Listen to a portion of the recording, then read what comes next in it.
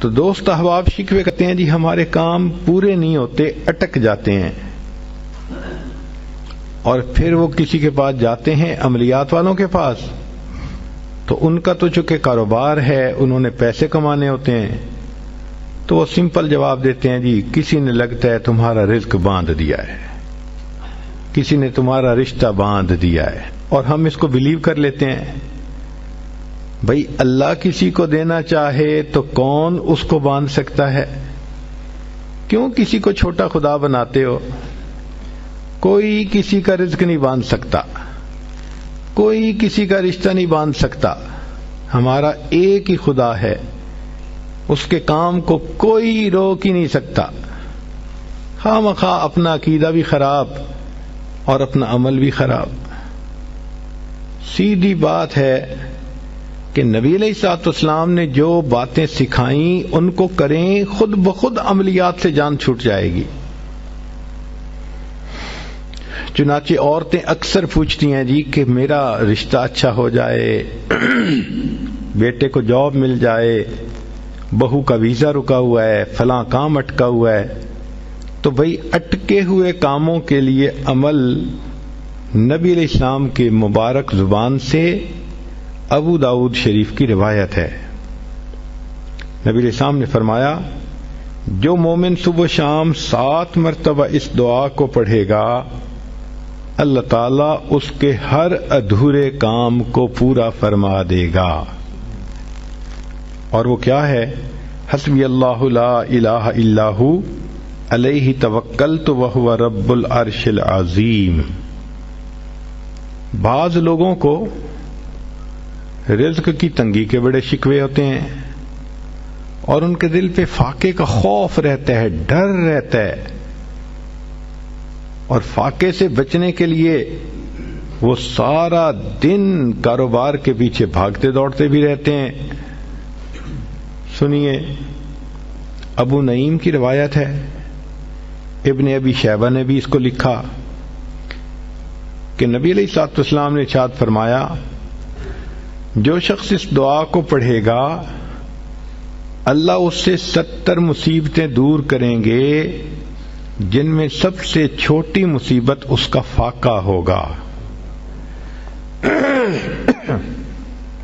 جو شخص اس دعا کو پڑھے اللہ تعالیٰ اس سے 70 مصیبتوں کو دور فرمائیں گے، اور سب سے چھوٹی مصیبت فاقہ ہوگی، اور وہ فقرہ ہے لا حول ولا قوة الا باللہ لا ملجأ ولا منجأ من اللہ الا الیک۔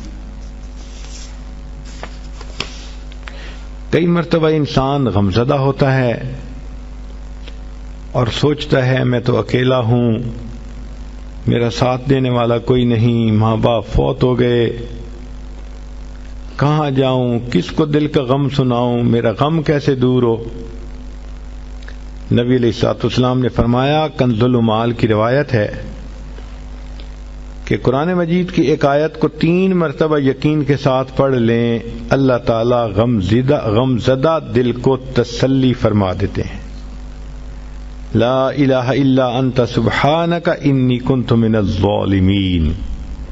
کتنی مختصر سی آیت ہے اور اکثر بچیوں کو یاد بھی ہوتی ہے۔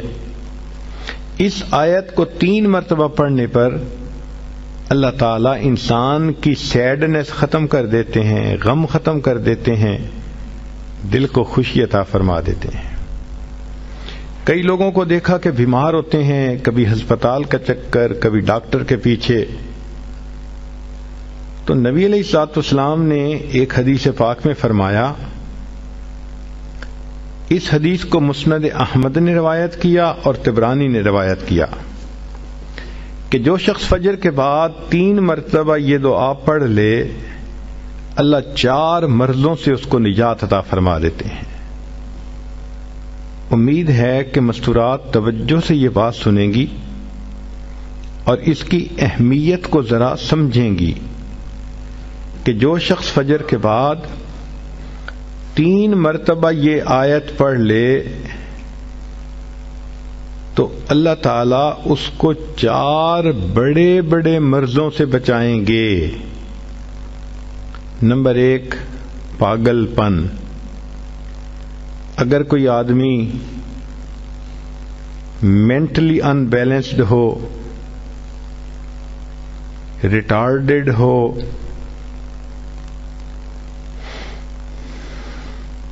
یا جس بندے کو چیزیں بھول جاتی ہوں یا چیزیں یاد نہ رہتی ہوں،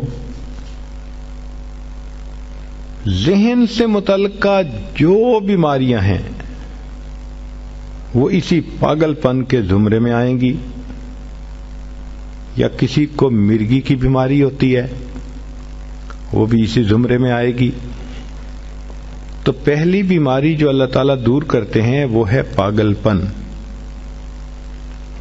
اور دوسری بیماری کوڑ پن.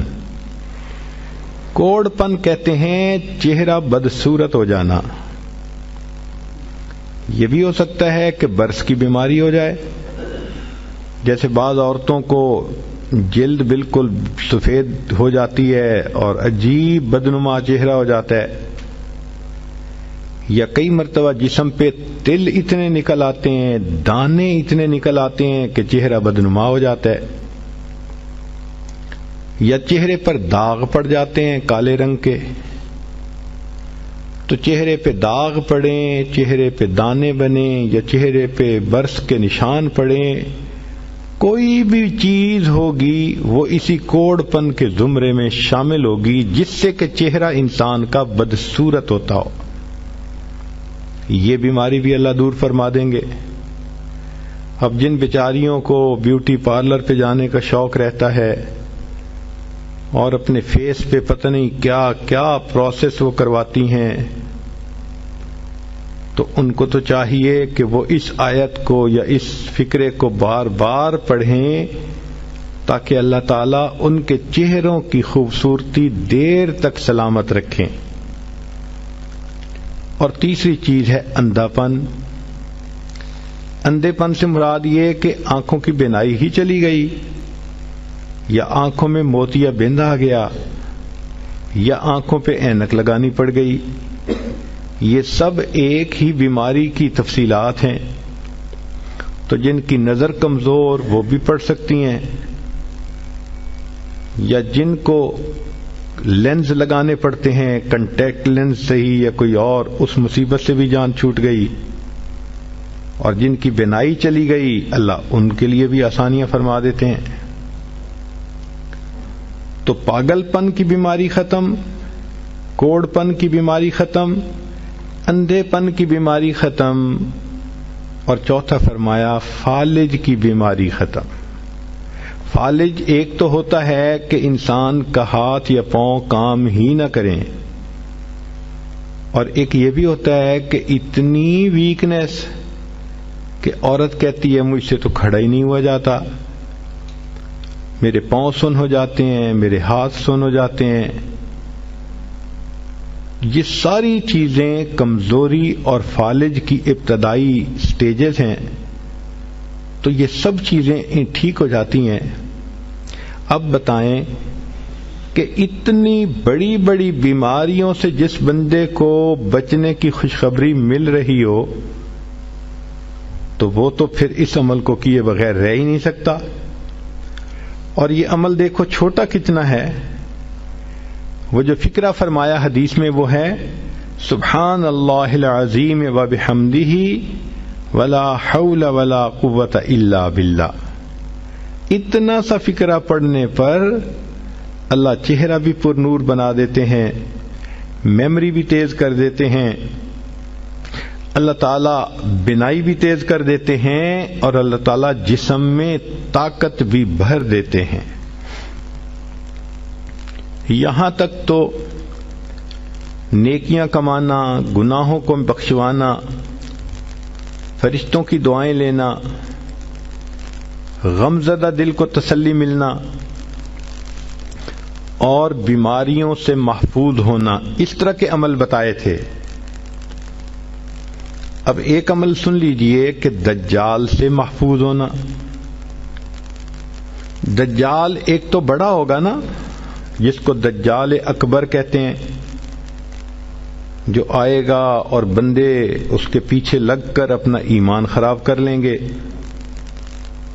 جو امام مہدی کے آنے پر اور عیسیٰ علیہ السلام کے آنے پر ظاہر ہوگا، ان کے آنے سے پہلے ظاہر ہوگا، اور عیسیٰ علیہ السلام اس کو لد کے مقام پر قتل کر دیں گے.